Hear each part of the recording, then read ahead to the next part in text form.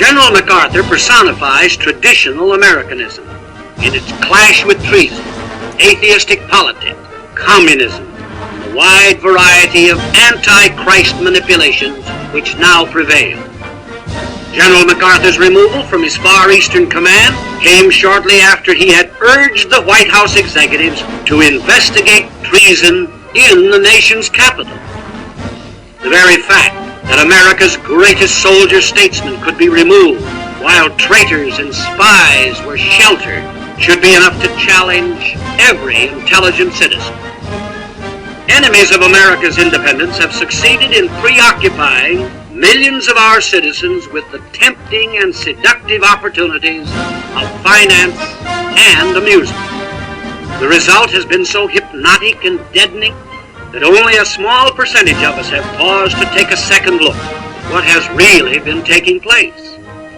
When General MacArthur returned, after having been removed from his command, he was greeted and cheered by more human beings than any personality in human history. The leaders of the Christian nationalist movement have dedicated themselves to the mobilization of the very people who cheered MacArthur. America could be saved from its potential and present dangers if the citizens who took MacArthur's side could be mobilized into an active, uncompromising political force. The great soldier-statesman gave inspiration to our cause when, shortly after his return, he said, "The two greatest symbols in this civilization are the cross and the flag." This statement overwhelmed me. It inspired me especially in view of the fact that the official organ of the Christian Nationalist Crusade is the magazine, the cross, and the flag. The motive behind the term Christian nationalist is easy to define and simple to interpret. We believe that the destiny of America in relationship to its governing authority must be kept in the hands of our own people. We must never be governed by aliens. We must keep control of our own money and our own blood. In other words, we must remain true to the Declaration of Independence. That is nationalism. Like General MacArthur, we believe that the spiritual symbol of our statesmanship is the cross, which indeed is the symbol of Christianity.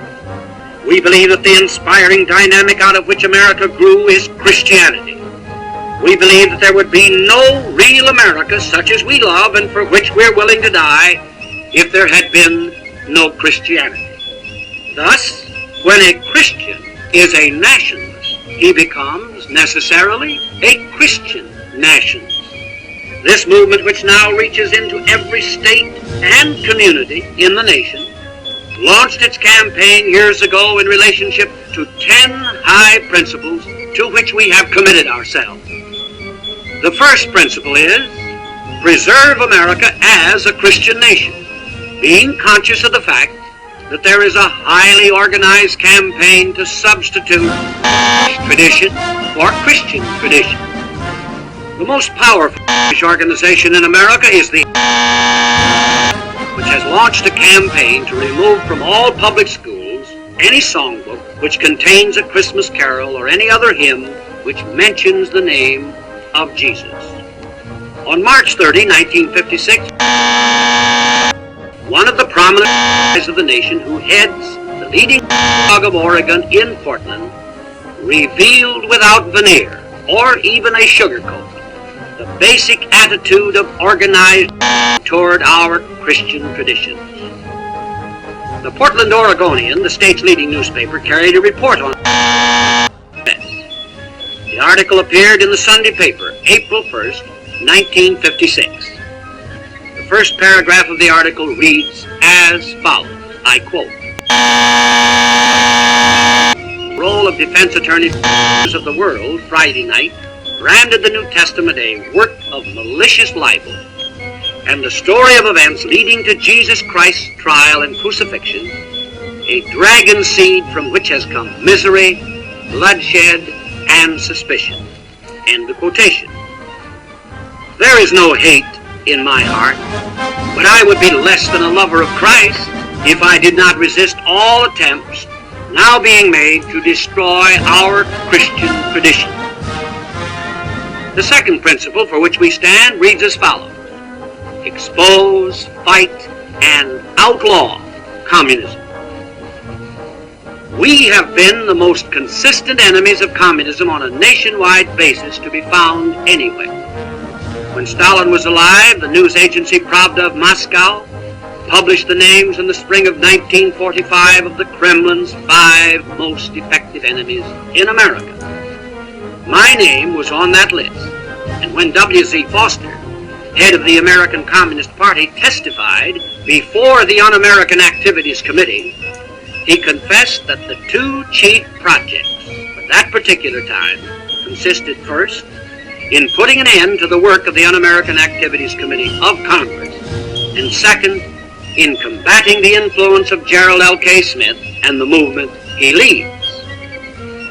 The third principle on which Christian nationalism has built its nationwide movement: safeguard American liberty against the menace of bureaucratic fascism. Bureaucratic fascism has appeared in an American form. It is a cross between Kremlin communism, English-German socialism, Italian fascism, and New Dealism. American fascism, as we now have it, is confiscating independent wealth by way of the income tax and destroying the liberty of the states by way of the Supreme Court. At this very moment, we face the risk of a 9-man fascist dictatorship posing as the Supreme Court of the United States, completely contrary to constitutional traditions. The fourth principle: maintain a government set up by the majority, which abuses no minority and is abused by no minority. Fight all attempts being made to force the races. True enough, the Constitution guarantees that every citizen shall enjoy the privileges defined therein. No segment of our society must be denied these privileges by force or even majority rule. But we have a situation in America today which splits the majority and transfers to the Supreme Court a tyranny which has been created by the manipulation of minorities. Subversive forces, exploiting sentimental nitwits, are reading into the Constitution a code of conduct which threatens to destroy our self-respect and enslave man. The fifth principle: protect and earmark national resources for our own citizens first. America has given away her reserves.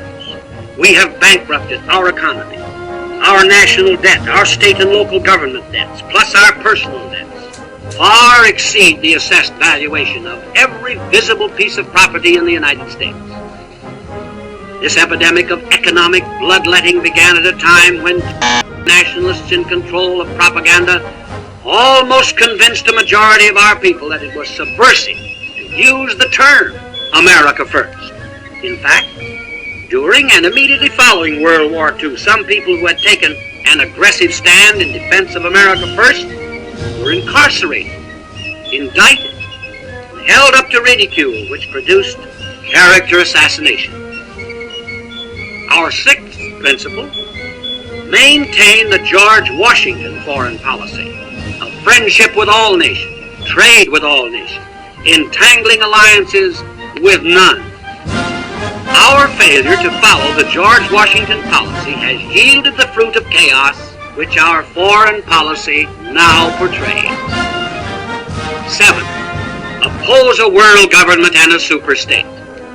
The Christian Nationalist Crusade directs an auxiliary committee known as the Citizens Congressional Committee to abolish the United Nations. We believe that the whole UN project is a subversive conspiracy to destroy our independence. Alger Hiss, the #1 exposed traitor, was the executive secretary of the committee which prepared the original charter at Dumbarton Oaks in Washington, D.C., and later brought about the adoption of the charter at San Francisco.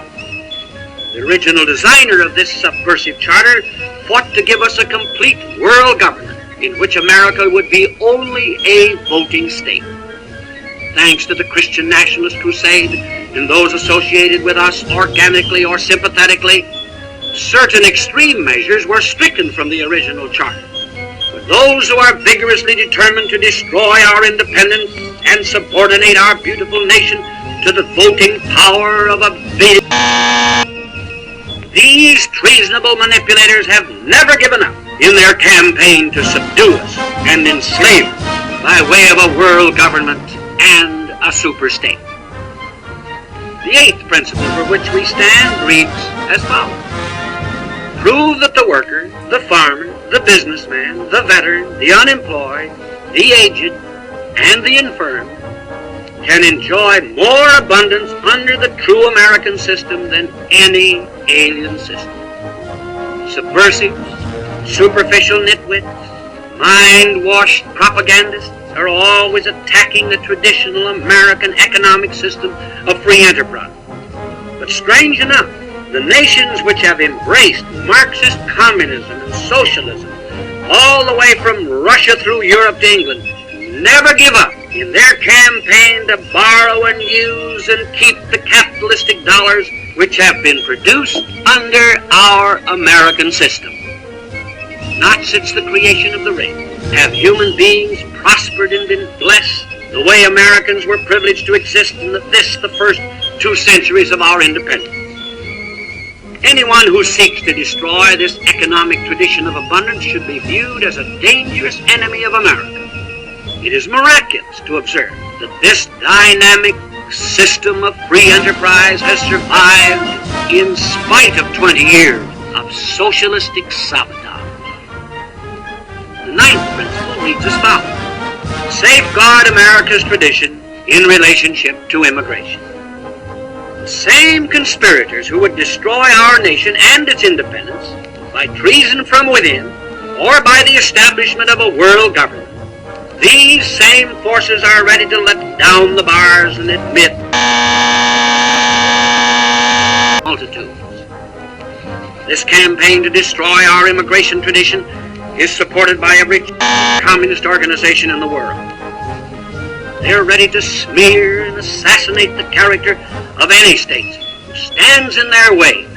Fortunately, we have been able to hold the line, but if the wall ever breaks, we will be invaded and destroyed without the firing of a shot, merely by the act of indiscriminate admission of aliens to our shores. The 10th principle, enforce the Constitution as it pertains to our monetary system.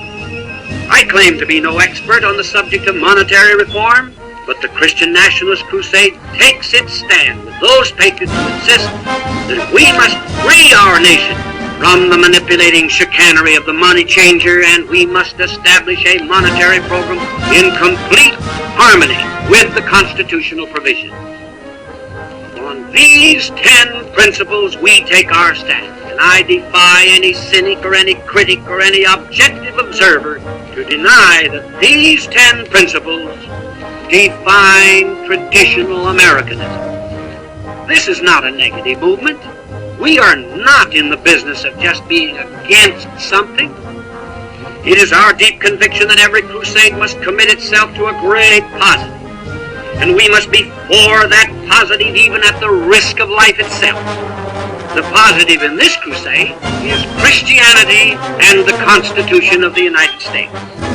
Once we commit ourselves to this great spiritual, patriotic implication, we naturally must be known as fighting every symptom, every gesture that appears in opposition to our Christian constitutional tradition. These become our negatives. Negatives are valuable only when they appear in defense of a great positive.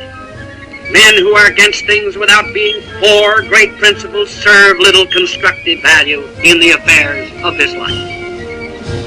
I realize fully that in this brief address there can be no complete thoroughness. What has been so said that it might awaken the listener to a deeper concern and a sharper alert. May I remind you that what has been said here is in fulfillment of the challenge which General MacArthur has given us, as he says, Listen not to those voices that are raised against our American tradition, be they from one political party or from the other, be they from the high and the mighty or the lowly and the forgotten. Heed them not.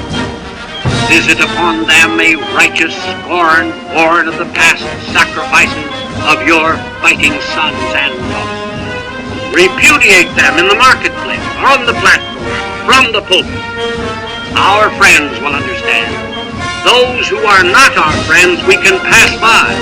Be proud to be called nationalist if it means that you love your country above all else and will place your life, if need be, at the service of our flag.